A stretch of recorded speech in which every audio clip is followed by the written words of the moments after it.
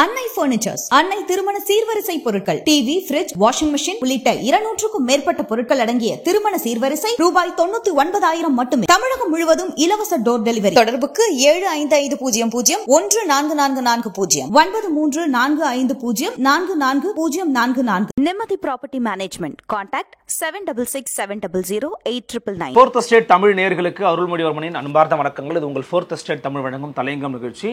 நம்முடைய தலையங்கம் நிகழ்ச்சிக்குள்ள போவதற்கு முன்னாடி நம்முடைய ஃபோர்த் ஸ்டேட் தமிழ் ஊடகத்தில் நீங்களும் உறுப்பினர் ஆனீங்க அப்படின்னா அது எங்களுடைய கரங்களை மேலும் வலிமைப்படுத்தும். எங்களுக்கு இன்னும் நிறைய வீடியோக்களை, நிறைய செய்திகளை ப்ரொடியூஸ் பண்ணுவதற்கான ஒரு வாய்ப்பினையும் நீங்கள் வழங்குற மாதிரி இருக்கும். இந்த நம்முடைய சேனலில் உள்ளே வந்தீங்க அப்படின்னா ஜாயின் அப்படிங்கிற ஒரு பட்டன் இருக்கும். அந்த ஜாயினை நீங்கள் கிளிக் பண்ணீங்க அப்படின்னா நீங்கள் நம்மளுடைய சேனலுடைய உறுப்பினர் அப்படிங்கிற ஒரு அங்கீகாரத்தை வந்து பெறுவீங்க. அதன் மூலமாக எங்களுடைய கரங்களும் வழிபடும். உங்களுக்கான ஒரு ப்ரையாரிட்டியும் வந்து நாங்கள் கொடுக்குறோம் அப்படிங்கிறது இங்கே நம்ம பார்க்க முடிகிறது யூடியூப் வலைதளத்தில். எனவே இன்றைக்கி நம்மளுடைய தலையம் நிகழ்ச்சிக்குள்ளே போயிடலாம்.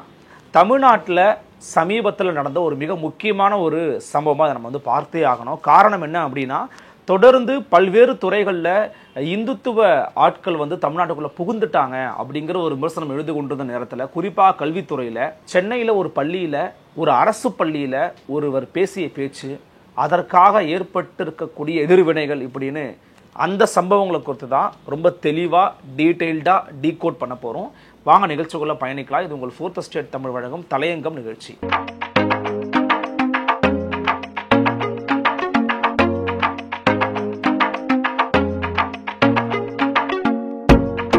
பரம்பொருள் அறக்கட்டளை அப்படிங்கிற ஒரு அறக்கட்டளை இருக்கிறதுங்க. இந்த பரம்பொருள் அறக்கட்டளை வந்து ஒவ்வொரு நபரும் அவர்கள் முழு திறனை அடைய உதவுவதை நோக்கமாக கொண்டிருக்கிறது அப்படிங்கிறத அவங்களுடைய வெப்சைட்டில் போய் பார்த்தீங்கன்னா நோக்கம் அப்படிங்கிறதுல இருக்குது.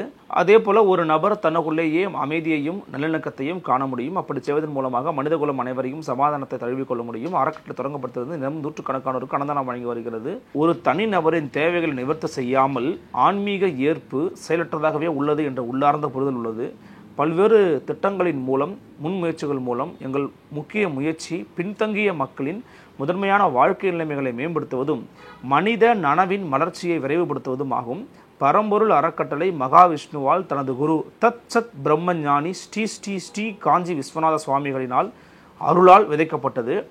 அறக்கட்டளை சத்தியத்தை தேடும் மக்களுக்கு ஒரு மையம் அப்படின்னு சொல்லிட்டு மகாவிஷ்ணு அப்படிங்கிற நபருடைய பின்னணியை பற்றி எழுதியிருக்கிறாங்க. அவர் குழந்தை பருவத்திலிருந்தே ஒரு பிரகாசமான ஆற்றல் மிக்க ஒரு நகைச்சுவை நடிகர், கவிஞர், மேடை கலைஞர் அப்படிங்கிறது எழுதியிருக்கிறாங்க. ஒரு நாத்திகராக இருந்து தெய்வீக குரலுக்கு அவரது அற்புதமான பயணம் மனதை கவருகிறது. மனிதகுலத்தின் ஒட்டுமொத்த மேம்பாட்டிற்காக தனது வாழ்க்கையை அர்ப்பணிப்பதன் மூலம் மக்கள் தங்கள் அன்றாட வாழ்க்கையில் தொடர்புபடுத்தும் அம்சங்களை பயன்படுத்தி ஞானத்தை வழங்குவதை மகாவிஷ்ணு கற்பனை செய்கிறார். இந்த மாதிரி வந்து எழுதியிருக்கிறாங்க. அதே போல் அவருடைய அடுத்தடுத்த நிகழ்ச்சிகள்லாம் என்ன இன்னைக்கு அப்படிங்கிற மாதிரியான அட்வர்டைஸ்மெண்ட்ஸ் வந்து கீழே கொடுத்துருக்குறாங்க. அன்னதானம் பண்ணுற ஃபோட்டோஸ் வந்து போட்டிருக்கிறாங்க. நன்கொடை வழங்குவதற்கான லிங்க் போட்டிருக்கிறாங்க. இதுதான் இந்த பரம்பொருள் அறக்கட்டளையினுடைய விவரங்கள். சரி, ஏன் இப்போ இவர் ட்ரெண்டாக இருக்கிறாரு, பேசுபொருள் வந்திருக்கிறாருன்னா, சென்னையினுடைய மிக முக்கியமான ஒரு பள்ளிக்கூடம், அந்த பள்ளிக்கூடம் தான் அசோக் நகரில் இருக்கக்கூடிய அரசு மகளிர் மேல்நிலை பள்ளி. அந்த பள்ளிக்கூடம் வந்து பார்த்தீங்கன்னா இருக்கிறதுலே one of the best school. ஒரு நல்ல பள்ளிக்கூடம், நல்ல ரிசல்ட் கொடுக்கக்கூடிய ஒரு பள்ளிக்கூடம், அருமையான ஒரு சூழல் இருக்கிற ஒரு பள்ளிக்கூடம். தமிழ்நாட்டில் அதுவும் சென்னையில் தலைநகரத்தில் இருக்கக்கூடிய அரசு பள்ளிகளில் நல்ல அரசு பள்ளிகளை தேர்வு செய்யணும் அப்படின்னா அதில் டாப் 5ல் கண்டிப்பாக இருக்கக்கூடிய ஒரு அரசு பள்ளிக்கூடம் தான் அசோக் நகரில் இருக்கக்கூடிய அரசு மகளிர் பள்ளிக்கூடம். ஸோ இந்த பள்ளிக்கூடத்தில் வந்து ஒரு டீச்சர்ஸ் டே அன்றைக்கி தான் இந்த சம்பவம் வந்து நமக்கு தெரிய வந்திருக்குது. அவர் என்னைக்கு பேசுகிறாங்க, எக்ஸாக்ட் டேட் வரணும்னு நமக்கு கிடைக்கல. டீச்சர்ஸ் டே அன்றைக்கி வந்து இந்த வீடியோஸ் வந்து பார்த்திங்கன்னா சோஷியல் மீடியாக்களில் வைரல் ஆகிறது. என்ன பேசுகிறாரு அதையும் நம்ம வந்து ஒரு தடவை கேட்டுருவோம். ஏன்னா அந்த பகுதி தான் வந்து பார்த்திங்கன்னா வைரலான ஒரு கண்டென்ட்.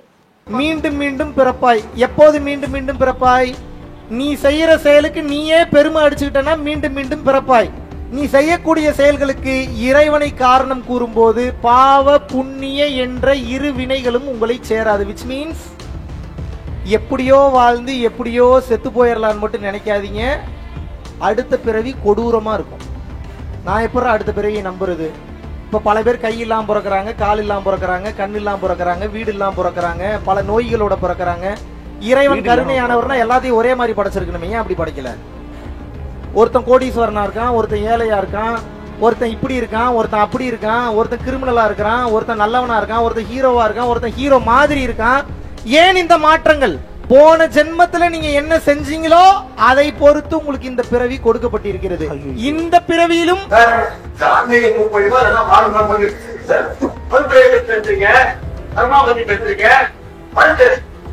சார் உங்களோட பெயர் தெரிஞ்சுக்கலாமா? சார் நான் கேட்கறதுக்கு பதில் சொல்லுங்க. சார் நான் கேட்கறதுக்கு பதில் சொல்லுங்க. சார் நான் கேட்பதற்கு பதில் சொல்லுங்க. சார் நீங்க ஒரு கேள்வி கேட்டீங்கன்னா நான் ஒரு கேள்வி கேட்பேன். நான் கேட்கறதுக்கு பதில் சொல்லுங்க. உங்களுடைய பெயர் என்ன? சார் உங்களுடைய பெயர் என்ன? Sir if you are asking me a question I will ask a question. இவருடைய இந்த அணுகுமுறை அப்படிங்கிறது ஒரு முதிர்ச்சியற்ற, ஒரு மோசமான, ஒரு பிற்போக்குத்தனமான அணுகுமுறை அப்படிங்கிறது தான் நம்ம பேச்சு வந்து தெரிஞ்சுக்க முடிகிறது. இப்படிப்பட்ட மனிதர்களை நீங்க வந்து ஒரு அரசு பள்ளிக்கூடத்துக்கு அழைத்து பேச வைக்கிறீங்க. அந்த பேச்சில் முழுக்க முழுக்க வந்து அவர் அந்த பகுதியில் வந்து அந்த பகுதி எடுத்து பார்த்தீங்கன்னா ஒரு அபத்தமான, மோசமான, பிற்போக்குத்தனமான கருத்துக்களை அவ்வளவு மாணவர்கள் மத்தியில் வந்து விதைக்கிறாரு. அப்படி விதைக்கும் போது தமிழ்நாட்டின் குரலாக, தமிழ் மண்ணின் குரலாக, யதார்த்தமாக அங்கே ஒரு நல்ல பல ஆசிரியர்கள் மத்தியில் இன்னும் ஒரு நல்ல ஆசிரியர் இருந்திருக்கிறாரு. அந்த ஆசிரியர் ஒரு மாற்றுத்திறனாளி, அவர் எழுந்து கேள்வி கேட்கிறாரு. இது என்ன, நீங்க ஊக்கமளிக்கும் பேச்சு பேசுறீங்களா, இல்லைன்னா நீங்க வந்து ஆன்மீக சொற்பொழிவாட்டுறீங்களா, என்ன முற்பிறவி இந்த பிறவி பாவம் முன்னு பேசிக்கிட்டு இருக்கீங்கன்னு கேட்கிறாரு. கேட்ட கேள்வி என்ன, ஊக்கமளிக்கக்கூடிய பேச்சை பேசுறீங்களா இல்ல ஆன்மீக சொற்பொழிவு பேசுறா? ஒருத்தர் கேள்வி கேட்கிறாரு. உங்களுடைய பதில் என்னவா இருக்கணும்? ஆமாங்க ஐயா, நான் இதை தான் பேசுறேன், இல்ல நான் இதை பேசுறேன்னு சொல்லணும். இந்த வலதுசாரி சித்தாந்தம் பேசக்கூடியவங்க, ஆர்எஸ்எஸ் காரர்கள், இந்துத்துவ ஐடியாலஜியை உள்வாங்கினவங்களாம் என்ன கேட்பாங்க தெரியுமா? என்ன கேட்பாங்க தெரியுமா? எதிர்கேள்வி கேட்டீங்கன்னா உன் பேர் என்ன, உன் பேர் சொல்ல, உன் பேர் என்ன? ஏன் அவர் பேரு ஜோசப்பா இருந்தா என்ன பண்ண போற? அவர் பேர் முகமது முபாரக்கா இருந்தா நீ என்ன பண்ண போற? அப்படி மட்டும் அவர் சொல்லி இருக்கணும். அப்படி சொல்லியிருந்தாருன்னா இப்ப புடிச்சிட்டு நீங்க ஏன் அப்படி பேசுறீங்கன்னா அதே மேடையில பேசியிருப்பாரு இந்த பரம்பொருள் மகாவிஷ்ணு. என்ன தைரியம் இது? எந்த இடத்துல வந்து என்ன பேசிக்கிட்டு இருக்கிறார் அவரு? இந்த தைரியத்தை அவர் கொடுத்தது யாரு? இந்த அனுமதியை முதல்ல கொடுத்தது யாரு? ஒரு அரசு பள்ளிக்கூடத்துல வந்து அரசு பள்ளி மாணவர்கள் மத்தியில அறிவியலுக்கு புறம்பான, தற்காலத்திற்கு புறம்பான, நடைமுறைகளுக்கு புறம்பான, எந்த விதமான ஆதாரங்களும் இல்லாத ஒரு பொய் புனைவு சுருட்டு கதைகளை வந்து மாணவர்கள் மத்தியில் பேசிட்டு இருக்கிறார். கேள்வி கேட்டவரை பார்த்து உன் பேர் என்ன? If you ask a question I will ask a question. என்ன பேசிக்கிட்டு இருக்க நீனு? அப்படிங்கிற கேள்வியை தான் இன்னைக்கு இருக்கக்கூடிய சமூக வலைதளத்தில் இருக்கிற இதை எதிர்க்கக்கூடிய எல்லோருமே கேட்டுக்கிட்டு இருக்காங்க. நல்லா யோசிச்சு பாருங்களேன். ஒருத்தர் கேள்வி கேட்டா ஒன்று பதில் சொல்லணும், பதில் தெரியலன்னா தெரியலன்னு சொல்லணும், இல்ல சிறப்பா கேள்வி கேட்டீங்க நான் பதில் சொல்றேன்னா சொல்லணும். பதிலுக்கு அவரை பார்த்து நான் கேள்வி கேட்கிறேன், நானும் கேள்வி கேட்க தெரியும் அப்படின்ற பேர்ல உன் பேர் என்னன்ற ஒரு கேள்வி கேட்கிறாரு. இதான் அவர் கேட்கிற மிகப்பெரிய கேள்வி. அதுக்கு இடையில எல்லாம் இன்னும் ரொம்ப அபத்தமான கருத்துக்கள் எல்லாம் அவர் பேசியிருக்காரு. நீங்க தான் என்னை கூப்பிட்டீங்க அப்படிங்கிறாரு. யாரு கூப்பிட்டது முதல்ல இவரை? இன்றைய தேதிக்கு இப்ப நம்ம பேசிட்டு இருக்கிற தருணத்துல நடந்த சம்பவங்களை ஒப்பிட்டு நம்ம வந்து பின்னாடி பேசுவோம். பட் ஆனால் இவர் பேசி இந்த கண்டென்ட்டை பேசி முடிச்சிடறேன். இப்போ இவர் பேசியிருக்காரு. இவர் பேச்சினுடைய வெளிப்பாடு அப்படிங்கிறது என்ன? தமிழ்நாட்டில் ஒரு அரசு பள்ளிக்கூடத்தில் இப்படிப்பட்ட விஷமத்தனமான கருத்துக்களை பரப்பக்கூடிய நபருக்கு எப்படி அனுமதி கிடைத்தது? எப்படி இவர் அரசு பள்ளிக்குள் நுழைந்தார் அப்படிங்கிற கேள்வியை நம்ம கேட்டே ஆகணும். அவர் சொல்லிட்டாரு, நீங்க தானே கூப்பிட்டு வந்தீங்க, are you chief educational officer, அவங்களோட நீங்க அறிவை பெற்றவர்களா அப்படின்னு கேட்கிறாரு. எதுக்குங்க அவங்களோட அறிவை பெற்றிருக்கணும், அவங்களோட குறைவா பெற்றிருக்கணும்? நீங்க யாருக்கு முடிவு பண்றதுக்கு? Who are you? 4 மேடையில பேசினா அப்புறம் யூடியூப்ல ஒரு 10 சேனல்ல பேசி விட்டா கார்ல் மார்க்ஸ், அம்பேத்கர், பெரியாருன்னு போட்டோக்களை வச்சுக்கிட்டு ஆபாசமா பேசுறது, இந்த மாதிரி ஆட்களை வச்சுக்கிட்டு மேடையில ஏத்துறது, அந்த மேடையை வந்து அப்படியே குதூகலமா வந்து கொண்டாடுறது, இப்படிப்பட்ட மனநிலையில் இருக்கக்கூடிய இதெல்லாம் வந்து மனப்பிறழ்வு மனநிலை. இதெல்லாம் மனநோயாளிகள், லிட்டரலி சொல்லணும் அப்படின்னா மனநோயாளிகள். அப்படியே இருக்கிறவங்கலாம் அவங்களெல்லாம் கூட்டு மேடை ஏற்றுற போக்கினுடைய நீட்சி தான் இப்படிப்பட்ட நபர்கள்லாம் மேடை ஏறிக்கிட்டு இருக்காங்க. இதுதான் வந்து யதார்த்தமான உண்மை. இதுதான் அருவருக்கத்தக்க வகையில் பேசுபவர்களையும், ஆபாசமாக பேசுபவர்களையும், அறிவியலுக்கு புறம்பா பேசுபவர்களையும், என்ன இப்படியான நபர்களை நீங்க மேடை ஏற்றிக்கிட்டு இருக்கீங்க. அரசு பள்ளிக்கூடத்துக்குள்ள எப்படிங்க ஒருத்தர் வந்தாரு? இதுக்கு என்ன, இந்த கேள்விக்கான என்ன பதில் என்ன? இன்னைக்கு என்ன பண்ணிருக்கிறீங்க? அந்த பள்ளிக்கூடத்தினுடைய தலைமை ஆசிரியை நீங்க வந்து டிரான்ஸ்ஃபர் பண்ணிருக்கிறீங்க, மாற்று இடத்துக்கு அனுப்பியிருக்கிறீங்க. அவங்க என்ன தப்பு பண்ணாங்க? அவங்க என்ன சொல்றாங்க? நாங்கள் சிஇஓ கிட்ட கேட்டு கலந்தாலோசனை பண்ணி தாங்க இதை நாங்கள் வந்து இவரை அலோவ் பண்ணோம் அப்படிங்கிறாங்க. அப்போ சிஇஓ என்ன பண்ண போறீங்க? பேசிக்கிற நேரத்தில் பண்ணியிருப்பாங்கன்னு எனக்கு தெரியாது. என்ன பண்ண போறீங்க? இன்னைக்கு நடந்த நிகழ்ச்சியில் மரியாதைக்குரிய அன்பில் மெகஸ் பொய்யாமொழி அவர்கள் பேசுகிறாங்க. இந்த ஆசிரியரை பாராட்டுறேன், சரியான கேள்வி கேட்டிருக்காரு, எங்கள் ஏரியாக்குள்ளே வந்து நீங்கள் எப்படி இந்த மாதிரி பேசிட்டு போவீங்க, உங்களை சும்மா விட மாட்டேன்னு சொல்லியிருக்காரு. எது போன்ற நடவடிக்கை நீங்க எடுக்க போறீங்க? யார் மேல நீங்க ஆக்ஷன் எடுக்க போறீங்க? என்ன ஆக்ஷன் எடுக்க போறீங்க? இதே போல தமிழ்நாட்டில் இருக்கக்கூடிய அனைத்து விதமான அரசு பள்ளிகள்லையும் யார் யாராலும் எங்க அழைச்சிட்டு பேசிக்கிட்டு இருக்காங்க. ஒரு பக்கம் புதிய கல்விக் கொள்கையை எதிர்க்கிறேன்னு சொல்றீங்க, அதுல இருக்கிற சில விஷயங்களை நீங்க திருத்தி அப்படியே அமன் பண்ணி அமல்படுத்திக்கிட்டு இருக்கீங்கன்னு உங்க மேல ஒரு குற்றச்சாட்டு இருக்குது ரொம்ப நாளா. இப்போ பிஎம்ஸ்ரீ பள்ளிகள் பணம் தரல, ஏத்துக்காம இருக்கிறனால பணம் தரலன்னு சொல்றீங்க. அதில் நாங்க எல்லோருமே அரசின் பக்கம் தான் நிற்கிறாங்க, தமிழக அரசின் பக்கம் தான் நிற்கிறாங்க. இது ஒரு பக்கம் இருக்குது. ஆனா இந்த ஒரு பக்கம் நடந்துகிட்டு இருக்கே, நல்லா யோசிச்சு பாருங்க. ரிசைன் அன்பில் மகேஷ் பொய்யா மொழி அப்படின்னு ட்விட்டர்ல ட்ரெண்ட் ஆகுதுங்க. ரிசைன் அன்பில் மகேஷ் பொய்யா மொழி. இதை சொல்றவங்க யாருன்னா திராவிட இயக்க ஆதரவாளர்கள், திராவிட இயக்க பற்றாளர்கள் பேசிக்கிட்டு இருக்காங்க. அவங்க சொல்றாங்க இது ரொம்ப ஆபத்தான போக்கு, இது ரொம்ப மோசமான போக்கு. தமிழக பள்ளி கல்வித்துறையில தொடர்ந்து இது போன்ற பலவிதமான சம்பவங்களுங்க, 1-2 கிடையாது. முதல்ல நீங்க ஒரு பள்ளிக்கல்வித்துறை அமைச்சர் தானே, உங்க கையில எதுக்கு நீங்க கலர் கயிறு கட்டிக்கிட்டு இருக்கீங்க? உங்களுடைய கரங்களை எதுக்கு கலர் கலரா கயிறு கட்டிக்கிட்டு இருக்கீங்க? நீங்க ஒரு பள்ளி கல்வித்துறை அமைச்சர் இல்லையா? நீங்க சாய்பாபா கோயிலுக்கு போகலாம், எந்த கோயில வேணா நீங்க கும்பிடலாம், யார் வேணா வழிபடுங்க, உங்க தனிப்பட்ட விருப்பங்களுக்கு உட்பட்டது. அடையாளங்களெல்லாம் வெளியில காட்டக்கூடாதுங்க. நீங்க ஒரு ஊடகவியலாளர் தலையில பொட்டு வச்சுட்டு உட்காரக்கூடாது, இல்ல அவருடைய மத அடையாளங்களையோ மற்ற விஷயம் வெளிப்படுத்தக்கூடாதுங்கிறதெல்லாம் மரபு. நீங்க ஒரு மினிஸ்டர், நீங்க ஒரு அமைச்சர், ஒரு மக்களின் பிரதிநிதி. நீங்க இப்ப நீங்க எப்படி இருக்கணும்? இன்னைக்கு நீங்க சொல்லிட்டீங்க, நல்ல விஷயம், வரவேற்கிறோம், வாழ்த்துக்கள். ஒரு தப்பு நடக்குது உடனே ரிப்ளை பண்றீங்க, பட் தொடர்ந்து நடக்குது, அதுக்கு என்ன பதில்? இதே போல தமிழ்நாட்டுக்குள்ள கல்வித்துறையில சமீபத்தில் கூட பாத்தீங்கன்னா சில ஆண்டுகளுக்கு முன்னாடி ஒரு RSSக்கு தொடர்புடைய ஒரு நபரை ஒரு முக்கியமான பொறுப்புல போடுறதா இருந்தீங்க. ஏன்னா நீங்க மரியாதைக்குரிய ரங்கராஜ் பாண்டியோட ரொம்ப நெருக்கமா இருக்கிறீங்கன்னு அவரும் சொல்றாரு, நீங்களும் சொல்றீங்க. நீங்க தான் சொன்னீங்க. அதை பத்தி சிக்கல் இல்லைன்னு வச்சுக்கோங்களேன், தனிப்பட்ட நட்புங்கிறது வேற. பட் ஆனா சொல்றேன், இந்த இடத்துல குறிப்பிட வேண்டிய கட்டாயம் நமக்கு வருது. அதன் பிறகு என்ன பண்ணீங்க? இப்ப கூட ரீசெண்டா விநாயகர் சதுர்த்தி அப்படிங்கிற ஒரு விழா, ஒரு பண்டிகை வருது. அந்த பண்டிகை தொடர்பாக சுற்றறிக்கையை கல்வித்துறை சூழல் இருக்கவங்களுக்கு அனுப்புறாங்க, மாவட்ட ஆட்சியர் அனுப்புறாங்க. என்னது இது? இதுல என்ன ஒரு ஆச்சரியம் அப்படின்னா, உதாரணத்துக்கு ஒரு முத்தமிழ் முருகன் மாநாடு நடக்குது. இந்த முத்தமிழ் முருகன் மாநாட்டில் ஏதாவது புதுசா பண்ணினாங்களோ பரவாயில்ல, ஏற்கனவே இருக்கிறதுன்னு சீர்கெட்டு போற அளவுக்கு பல்வேறு விதமான மோசடி வேலைகளை பண்ணாங்க. நம்ம ஏற்கனவே நிறைய காணொலி போட்டு அதை அம்பலப்படுத்தி இருக்கிறோம். இதுக்கு யார் காரணம், யார் பொறுப்புனா முதலமைச்சர், துறை அமைச்சர்னு சொல்லலாம். இதுக்கு அதிகாரிகள் தான் காரணம். ஒரு அதிகாரி இருக்கு, அந்த அதிகாரி தான் காரணம். இந்த பள்ளிக்கல்வி பிரச்சனை இருக்குதா, ஒரு அதிகாரி தான் காரணம். சுற்றறிக்கை விட்டாங்களா, அதிகாரி தான் காரணம். எல்லாத்துக்குமே அதிகாரிகள் தான் காரணம். ஆட்சியாளர்கள் என்ன பண்றீங்க எனக்கு புரியல. எல்லாத்துக்குமே அதிகாரிகள் காரணம். அதுக்கு தவறுகளுக்கெல்லாம் அதிகாரிகள் காரணம். சரிங்க, இந்த தமிழ் புதல்வன் திட்டம் எந்த அதிகாரியோட திட்டம்? இந்த 1000 ரூபாய் உரிமை தொகை திட்டம் எந்த அதிகாரியின் திட்டம்? இந்த 1000 ரூபாய் பெண்களுக்கான உதவித்தொகை திட்டம் எந்த அதிகாரியின் திட்டம்? சிற்றுண்டி திட்டம் எந்த அதிகாரியின் திட்டம்? எந்த அதிகாரி திட்டம் போட்டு கொடுத்தாருன்னு சொல்லுங்க, அவரையும் பாராட்டிடுவோம். அதிகாரம் ஒரு பக்கம் திட்டிக்கிட்டே இருக்குமே, அதிகாரிகளை பாராட்டவும் செய்வோம் நம்ம ஒரு பக்கம். அப்போ நன்மைகள் நடந்தால், நல்ல விஷயங்கள் நடந்தால் அது ஆட்சியாளர்களினுடைய மணிமகுடத்தில் வைக்கக்கூடிய வைரக்கற்களா இருக்குது. பிழைகள் நடந்தால், குறைகள் நடந்தால் அதுக்கு அதிகாரிகள் தான் காரணம் அப்படின்னு அதிகாரிகளை நோக்கி அம்புகள் வீசப்படுகிறது. அப்படின்னா இங்கு நடப்பது யாருடைய ஆட்சி? அதிகாரிகளின் ஆட்சியா, கடகத்தின் ஆட்சியா அப்படிங்கிற கேள்வி எழுகிறதா இல்லையா? இது இயல்பா எழுகிறதா இல்லையா? அந்த கேள்வி இதை நான் கூட சொல்லல. கூட்டணியில் இருக்கக்கூடிய விடுதலை சிறுத்தைகள் கட்சியினுடைய ஒரு முக்கியமான முகமாக விளங்கக்கூடிய மரியாதைக்குரிய அண்ணன் திரு வன்னியரசு அவர்கள் ஒரு முக்கியமான ட்வீட்ல ஒரு கேள்வியை கேட்டிருக்கிறாங்க. அது என்னங்கிறத அவங்க அப்படியே படிக்கிறேன். RSS இயக்கத்தை சார்ந்த IAS மற்றும் IPS அதிகாரிகள் பலர் தமிழ்நாட்டில் ஊடுருவி இருக்கிறார்கள் என்ற குற்றச்சாட்டை பல்லாண்டுகளாக விடுதலை சிறுத்தைகள் கட்சி உரத்து சொல்லி வருகிறோம். சனாதனத்தை பரப்புவதில் பல்வேறு வழிமுறைகளை இவர்கள் கையாளுகிறார்கள். அதில் ஒன்றுதான் விநாயகர் விழாவுக்கான சுற்றறிக்கை. இந்த சுற்றறிக்கையை தற்போது அரசு ரத்து செய்திருப்பது சற்று ஆறுதல் அளிக்கிறது. ஆனாலும் இப்படியான சனாதன குடிமைப்பணி அதிகாரிகளை கண்காணிக்க வேண்டும், நடவடிக்கை எடுக்க வேண்டும்னு போட்டிருந்தாரு. செப்டம்பர் 5 அன்னைக்கு போட்டிருந்தாரு, நேற்று போட்டிருந்தாரு. இன்னைக்கு பார்த்தீங்கன்னா சென்னை அசோக் நகரில் இருக்கக்கூடிய அரசு பள்ளி ஒன்றில் பத்மஸ்ரீ மகாவிஷ்ணு என்னும் RSS நபர் கருமா குறித்தும் ஆன்மீகம் குறித்தும் நச்சு பரப்புரை செய்வதற்கு பள்ளி கல்வித்துறை வாய்ப்பு வழங்கியுள்ளது.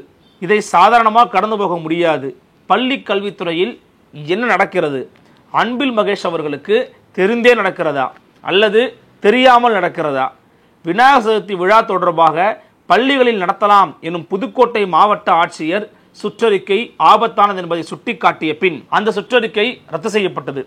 இந்த நிலையில் அசோக் நகர் பள்ளியில் சனாதன பரப்புரை நடந்துள்ளது. உடனடியாக அமைச்சர் அன்பில் நடவடிக்கை எடுப்பதாக உறுதி கூறியுள்ளார். இப்படின்னு கூட்டணிக்குள் இருந்திருந்தாலுமே கூட இது போன்ற மோசடித்தனமான வேலைகளை கடிந்து பேசியிருக்கிறாங்க. இவர் மட்டுமல்ல, நிறைய பேர் வந்து பேசியிருக்கிறாங்க.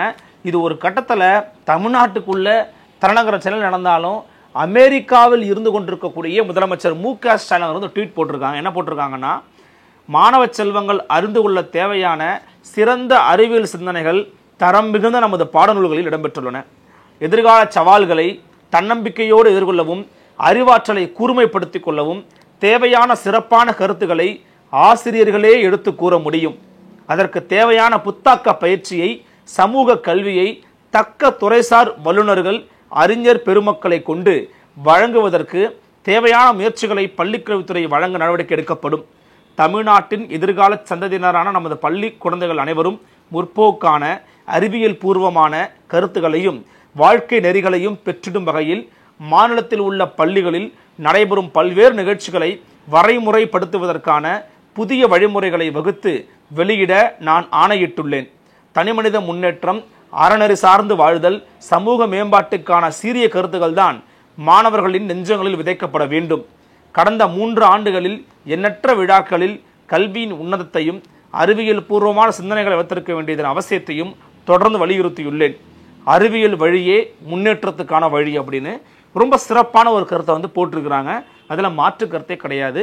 முதல்வரின் கருத்து 100க்கு 100 சரியானது. ஆனால் இது போன்ற ஒரு தவறு நடக்கும், நடவடிக்கை எடுக்கிறேன்னு சொல்லுவீங்க, ஆனால் எடுக்க மாட்டீங்க. இங்கே பிரச்சனை என்னன்னா, ஒரு பிரச்சனை சுட்டி காட்டுவோம், ஒன்று அதை நீர்த்து போக செய்வது அல்லது மடைமாற்றி விடுவது. கோயிலுக்குள்ள அலோ பண்ண மாட்டேங்கிறாங்க, பட்டியல் சமூக மக்களை உள்ள விட மாட்டேங்கிறாங்க அப்படின்னா, அப்படி சரி சரி சரிப்பா கோயில் இழுத்து பூட்டிருப்பா, பிரச்சனை முடிஞ்சுப்பா. இது ஒரு அபத்தமான, மோசமான, மோசடியான தலைமை பண்பு இல்லாதனுடைய வெளிப்பாடு. கோயிலுக்குள்ள கூட்டு போக மாட்டேங்கிறானா, யார் கூட்டு போக கூடாதுன்னு சொல்றாங்களோ அவங்கள அப்படி ஓரமா நிக்க வச்சு, காவல்துறையும் பக்கத்திலேயே பாதுகாப்புக்காக நிக்க வச்சு, யாரெல்லாம் போகக்கூடாதுன்னு சொன்னாங்களோ அவங்க ஒட்டுமொத்த பேரையும் உள்ள போய் வழிபட வைக்க வேண்டியதுதான் ஒரு அரசினுடைய வேலை, கடமை, செய்யணும். அதைத்தான். அதை செய்யாமல் விட்டு கோயில் இழுத்து நான் பூட்டிடுறேன், யாரும் உள்ள போயிட முடியாது அப்படின்னு சொல்வதுங்கிறது எப்படிப்பட்ட சமூக அநீதியோ அப்படியான சமூக அநீதி தான் இது போன்ற விஷயங்கள் நடந்த பிறகு நடவடிக்கை எடுக்காமல் தப்பிப்பது. மூத்த பத்திரிகையாளர் லக்ஷ்மி சுப்பிரமணியன் எழுதியிருக்கிறாங்க ட்விட் எக்ஸ் தளத்தில், அந்த மகாவிஷ்ணு மீது நடவடிக்கை என்பதெல்லாம் ஏமாற்று வேலை. கோவையில் பள்ளிகளில் ஷாக்கா நடந்த போதும் இப்படித்தான் நடவடிக்கை என்றெல்லாம் சொன்னார்கள். கல்வி டிவி சிஇஓ சர்ச்சைகள் தொடங்கியது இந்த குளறுபடி. என்னதான் நடக்கிறது பள்ளிக்கல்வி துறையில் அப்படிங்கிற ஒரு கேள்வியை ரொம்ப காட்டமா வந்து எழுப்பியிருக்கிறாங்க.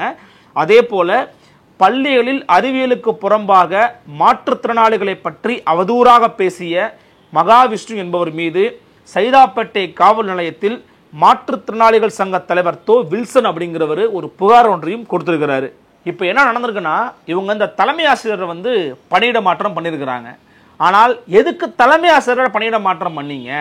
அவங்க ஒரு நல்ல ஆசிரியை தான், அவங்களுடைய முடிவால தான் நினைச்சு நீங்க எப்படி சொல்லலாம் அப்படின்னு சொல்லி அசோக் நகர் தலைமை ஆசிரியர் தமிழரசி அவர்களை பணியிட மாற்றம் செய்ததற்கு அங்க இருக்கக்கூடிய ஆசிரியர்கள் எதிர்ப்பு தெரிவித்து ப்ரொடெஸ்ட் பண்ணிக்கிட்டு இருக்காங்க அப்படிங்கிற செய்தியும் இப்போது நம்மால் பார்க்க முடிகிறது. இதில் என்ன ஒரு நகைச்சுவையான ஒரு விஷயம் பார்த்தீங்கன்னா, எச் ராஜா போன்ற பாஜகவின் தலைவர்கள் மற்றும் பாஜகவில் இருக்கக்கூடிய நிர்வாகிகளான பிரபலமான நிர்வாகிகளான திரு டாக்டர் எஸ்.ஜி. சூர்யா போன்றவர்கள் என்ன சொல்லியிருக்கிறாங்கன்னா, இதை வந்து நான் வந்து கண்டிக்கிறேன், அன்பில் மகிழ்ச்சியெல்லாம் திட்டக்கூடாது, இது போன்ற ஆன்மீக சொற்பொழிவாளர்களை பேச்சாளர்களை வந்து பள்ளிக்கூடங்களை பண்ண விடணும் அப்படின்னு எச் ராஜாவும் மரியாதைக்குரிய எஸ்.ஜி. சூர்யாவும் கருத்து தெரிவிச்சிருக்கிறாங்க. யாருக்கு ஆதரவாகனா, அன்பில் மகேஷ் பொய்யாமொழிக்கு ஆதரவாக.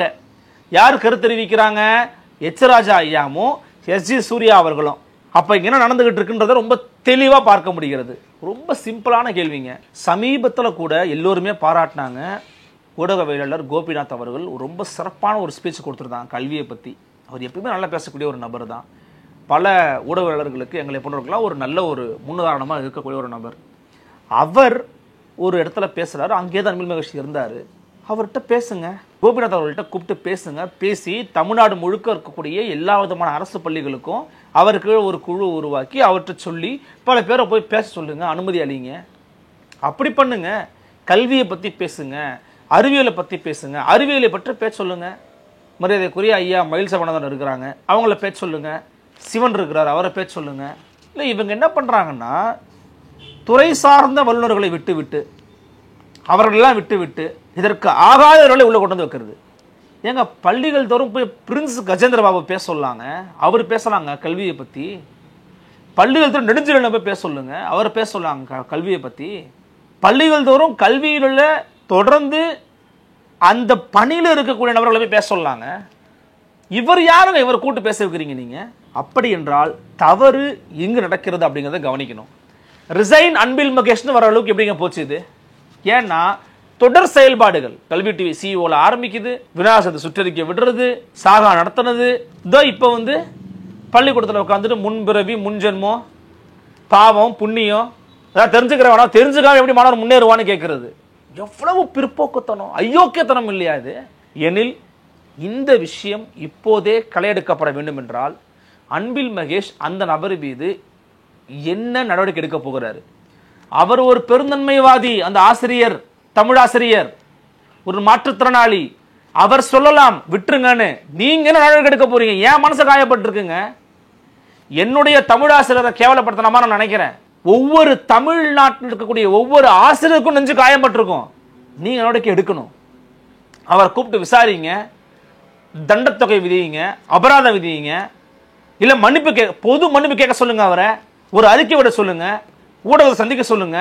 எப்படிங்க பொது வெளியில ஒரு தமிழ் ஆசிரியரை ஒரு மாற்றுத்திறனாளியை பார்த்து அவர் அந்த மாதிரியான வார்த்தைகளை பயன்படுத்தலாம்? யார் கொடுத்த தைரியம் இது? என்ன வயதாகுது அவருக்கு? என்ன அனுபவம் இருக்குது அவருக்கு? மேடைகள்லாம் நகைச்சுவை விஷயங்களால பேசிட்டீங்கன்னா நீங்க பெரிய அறிஞரா, பேரறிஞரா? நீங்க அப்படிதான் எடுத்துக்கணுமா? நாங்க அப்படி ஒன்றும் இல்லையே. தமிழ்நாட்டில் இந்த மாதிரிலாம் யாரும் ஒன்றும் இல்லை. தமிழ்நாட்டில் இதை விட சிறந்த பேச்சாளர்கள் இருக்கிறாங்க, கருத்தியவாதிகள் இருக்கிறாங்க. அவங்களெல்லாம் கூப்பிடலாமே. வறட்சியா தமிழ்நாட்டில்? இது தமிழ்நாட்டில் மட்டும்தாங்க சாத்தியம், எழுதி வச்சுக்கோங்க. இது தமிழ்நாட்டில் மட்டும்தான் இப்படியாக ஒரு ஆன்மீகம் தொடர்பாக இந்த ஆன்மீகன்ற பேரில் வேற பரப்புரையை பண்ணவங்க எதிர்த்தது தமிழ்நாடு மட்டுமா தான் இருக்கும். இது தமிழ்நாட்டுக்கே உரிய குணம், தமிழனுடைய குணம், தமிழரின் குணம். இது தமிழ்நாட்டை தாண்டி வேற நடந்திருக்குமா? இது பேசி இருந்தா எதிர்த்து பேசினவரை சுத்து போட்டு ஏதாவது பண்ணிருப்பாங்க. தமிழ்நாடு அப்படி கிடையாதுங்க.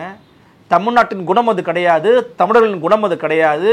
அரசு பள்ளியிலேயே படிச்சு மேல வந்தவங்க நம்மெல்லாம். நானும் அரசு பள்ளியில் தான் படித்தேன். அதே அரசு பள்ளியில பக்கத்தில் இருக்கிற இன்னொரு அரசு பள்ளியில் இருக்கக்கூடிய ஒரு வாத்தியார் வந்து எங்களுக்கு பேச்சில் வந்து வகுப்பு எடுப்பார். எப்படி பேசணும் மேடைகளில், எப்படி ஊக்கமளிக்கக்கூடிய பேச்சுகளை அவர் எங்களுக்கு பேசி கொடுப்பார். அவர் பேர் தாமரை கண்ணன் பேர். மிக அற்புதமான சொற்பொழிவாளர். இது வரைக்கும் ஒரு இடத்துல கூட அவர் வந்து மதம் தொடர்பாகவோ பிற்போக்கு கருத்துக்களையோ பேசுறதே கிடையாது. கல்வி ஏன் படிக்கணும், ஏன் படிப்பு உனக்கு முக்கியம், படிச்சாதான் நீ மேலே வர முடியும், ஏன் வேலை முக்கியம், ஏன் சுயசார்பு தன்மை முக்கியம், தற்சார்பு ஏன் முக்கியம், அதை பத்தி பேசி கற்றுக் கொடுப்பாரு. அதை பார்த்து வளர்ந்தவர்கள் நாங்க, அரசு பள்ளியில் வளர்ந்தவர்கள் நாங்க. அதனால் தான் சொல்றோம், அரசு பள்ளியில ஒரு ஆசிரியருக்கு ஏற்பட்டிருக்கக்கூடிய இந்த இழுக்கை துடைக்க வேண்டிய பொறுப்பும் கடமையும் மரியாதைக்குரிய அன்பில் மகேஷ் அவர்களுக்கு இருக்கிறது. நீங்க சரி பண்ணுங்க சார், நீங்க தலையிடுங்க சார். முதல்ல அதிகாரிகள் காரணம், அதிகாரிகள் காரணம், ஆட்சியர்கள் நீங்க என்னதான் பண்றீங்க அப்படிங்கிற கேள்வி எடுக்கிறதா இல்லையா? முதல்ல சவுக்கு சங்கர் சொன்னாருங்க, தமிழ்நாட்டில் பேட்டிகளில் பேசும்போதெல்லாம் சவுக்கு சங்கர் சொன்னாரு, தமிழ்நாட்டில் நடப்பது அதிகாரிகள் ஆட்சின்னு. எல்லோருமே விமர்சனம் பண்ணாங்க. நானுமே எதிர்த்து கேள்வி கேட்டிருக்கேன், என்ன நினைச்சுக்கிட்டு இருக்கீங்க, இந்த மாதிரி பேசிட்டே இருக்கீங்க, ஏன் ஆட்சியர் நடத்தலையான்னு. இல்லப்பா அதிகாரமா நடத்துறாங்கன்னு எங்கள்கிட்டயே ஒரு டிபேட்ல பேசியிருக்கிறாரு. அப்போதெல்லாம் யாரும் அதை பத்தி பேசவே இல்லை. He was the first person actually. இப்ப சமூகத்தில் பாருங்க எத்தனை பேர் பேசுறாங்கன்னு. மூத்த பத்திரிகையாளர் சாவதிக்கண்ணன் பேசுறாரு, மரியாதைக்குரிய எஸ்பிரேஷன் அவர்கள் பேசுறாங்க, திரு மணி அவர்கள் ஒரு இடத்துல சொல்லியிருக்கிறாங்க, ஆட்சியாளர்கள் கையில் ஏன் இந்த மாதிரி போகுது, எப்படி அவங்க டிசிஷன் எடுக்கிறான்னு கேட்கறாங்க. அப்ப தமிழ்நாட்டுக்குள் நடப்பது அதிகாரிகள் ஆட்சியா ஆட்சியாளர்கள் ஆட்சியா அப்படிங்கிறதா முதல் கேள்வி. காவல்துறையில் அனுமதி கொடுக்கறது இல்லை, விசிகா குடிநட்டான தூக்கி குப்பையில தூக்கி போடுறது, அவங்கள வந்து மிரட்டுவது, எதிர்க்கிற துணியில பேசுறது, போஸ்டர்ஸை கிழிச்சு போடுறது, இதெல்லாம் யாரு கொடுத்தா? தீக்காவோ தாப்பத்தீக்காவோ அல்லது தமிழக திராவிட விடுதலை கழகமோ கூட்டம் போட்டாங்கன்னா அங்கே போய் காவல்துறை சண்டை போடுறது, இதெல்லாம் என்னது? இது யார் கையில் இருக்குது? அப்போ என்னன்னா இங்கே அதிகாரிகள் வந்து எல்லாத்தையும் வந்து தலையெடுத்து முன்னாடி நின்று போகிறது அப்படிங்கிறது ஒரு ஆபத்தான அறிகுறி. மிக மோசமான அறிகுறி. அந்த அறிகுறியினுடைய ஒரு வெளிப்பாடு தான் இந்த மகாவிஷ்ணு அப்படிங்கிற நபருடைய இந்த பேச்சு, அதிகார திமிரு பேச்சு, மோசடியான பேச்சு. இந்த பேச்சுக்கு தமிழ்நாடு அரசு நடவடிக்கை எடுக்க வேண்டும், எடுத்தாக வேண்டும் அப்படிங்கிறதா நம்முடைய ஒற்றை கோரிக்கை. இது தொடர்பாக உங்களுடைய எண்ணங்கள் கமெண்ட் செக்ஷன் பதிவு பண்ணுங்க. மற்றும் ஒரு தலையங்கம் செய்து சந்திக்கிறேன். நன்றி, வணக்கம்.